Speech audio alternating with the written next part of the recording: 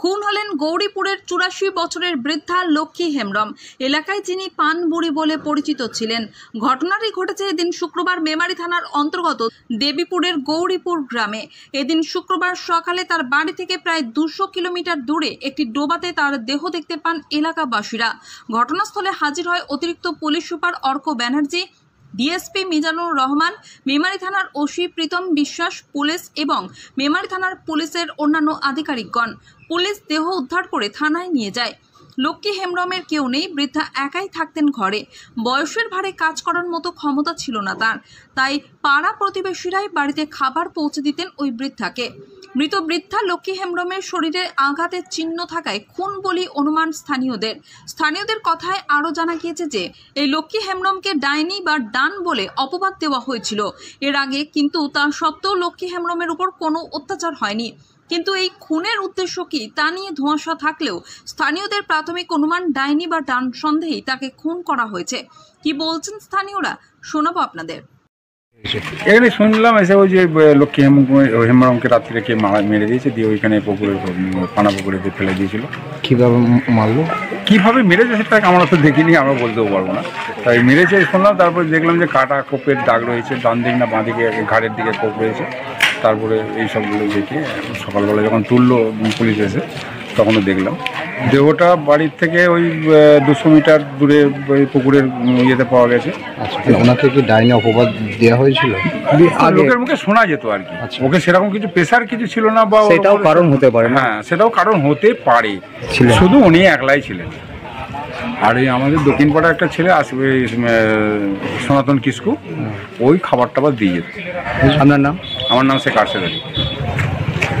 কি মনে হচ্ছে বলতে, এবার ওর তো যা পজিশন, ও তো শত্রু না থাকারই কথা, তার মধ্যে কি করে শত্রু হয়েছে সেটা তো আমরা জানি না। হ্যাঁ, এটা নিশ্চিত বোঝা যাচ্ছে যে খুন হয়েছে। খুনের কারণ কি কিছু মনে না, ওটা বুঝতে পারছি না। বিগত দিনে ওনাকে কি কোনো ডাইনি অপবাদ দেওয়া হয়েছিল, এমন কোনো ঘটনা জানেন আপনি? হয়তো ছিল, কিন্তু আমি ঠিক বলতে পারবো না। আপনার নাম? মানে ধরন হেমব্রম। এদিকে ঘটনার প্রকৃত কারণ জানতে ঘটনার পরপরই তদন্তে নামে মেমারি থানার পুলিশ। আর ঘটনার তদন্ত শুরু করার কয়েক ঘন্টার পরই মেমারি থানার পুলিশের জালে ধরা পড়ে বিনয় হাঁসদা, সুজন হাঁসদা, সেবা হাঁসদা ও সন্দীপ মুর্মু নামে 4 অভিযুক্ত। অভিযুক্ত 4 জনেরই বাড়ি মেমারির দেবীপুর গ্রাম পঞ্চায়েতের গৌরীপুর গ্রামে। শোনাবো পুলিশের পক্ষ থেকে অতিরিক্ত পুলিশ সুপার অর্ক ব্যানার্জি কি বললেন। আজ সকাল 7টায় মেমারি থানা কাছে একটা খবর আসে যে ঝাপানতলা যেটা রয়েছে গৌরীপুরের, ওখানে একজন 75 বছর বয়সী মহিলা লক্ষ্মী হেমব্রম, ওনাকে ওনার বাড়িতে পাওয়া যাচ্ছে না। তো এই খবর পাওয়ার পর পুলিশ সঙ্গে সঙ্গে ওখানে যায়, ওসি মেমারি নিজে পার্সোনালি যায় এবং খোঁজার পর ওর বাড়ির পাশের একটা পুকুর থেকে আমরা ওনার ডেড বডি আমরা রিকভার করি এবং সেখানে দেখা যায় ওনার নেকের মধ্যে আমরা কিছু উন্ডের দাগ, কিছু স্ট্যাবিংয়ের আমরা কিছু ইনজুরি মার্কস আমরা দেখতে পাই। তো তারপর তদন্তে নামার পর আমরা বিভিন্নভাবে ওখানকার লোকজনকে জিজ্ঞাসাবাদ করি, আমাদের বিভিন্ন যারা ফিজিক্যাল সোর্স আছে, টেকনিক্যাল ইনপুটস আছে, সেগুলোকে আমরা কাজে লাগাই এবং তারপর আমরা জানতে পারি যে ওনার একটা যিনি আগের প্রতিবেশী ছিল সুজন হাঁসদা আলিয়াস বিমল হাঁসদা, 32 বছর বয়স।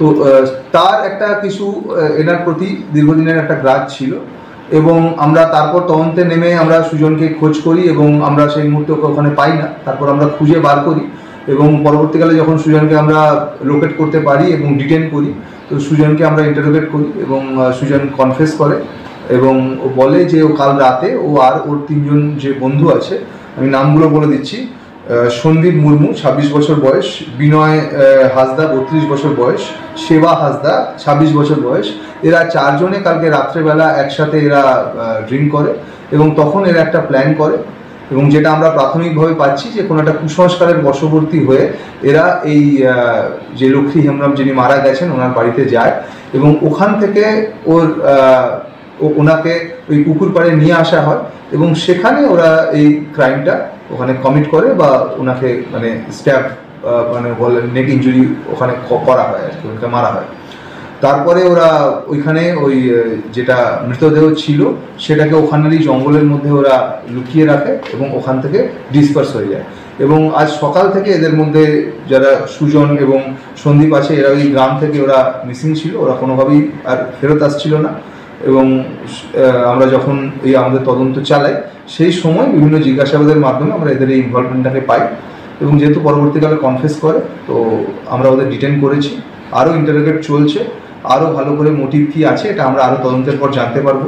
ডেড বডি অলরেডি পোস্টমর্টমের জন্য পাঠানো হচ্ছে, ফরেন্সিক এক্সপার্টকে আমরা অলরেডি রিকুয়েশন দিয়ে দিয়েছি এবং খুব শীঘ্রই ফরেন্সিক টিম পিও ভিজিট করতে চলে আসবে। তো আমরা আরও যেরকম আমাদের তদন্ত এগোবে আমরা আপনাদেরকে ডিটেলসে জানাবো। যিনি মারা গেছেন ওনার নাম লক্ষ্মী হেমব্রম, 75 বছর বয়স। আপনি এটা বলছেন কুসংস্কার, ওরা কনফেস করেছে, কুসংস্কারটা কি? সেটা আমরা তদন্তে চলছে, এখনো খুব প্রাথমিক স্তরে আছে তদন্ত। আমরা যেরকম বাকি জানতে পারবো আমরা নিশ্চয়ই শেয়ার করবো আপনাদের সঙ্গে। গ্রামের লোকেরা বলছেন যে ডাইন অপবাদ নাকি ওনাকে আগে দেওয়া হয়েছিল। সেটা হতে পারে, আমরা খুব প্রাথমিক স্তরে তদন্ত আছে, আমরা যেরকম জানতে পারবো আপনাদের জানাবো। কিতে মারা হয়েছে বলে মনে হচ্ছে? আমাদের মনে হচ্ছে কোনো শার্প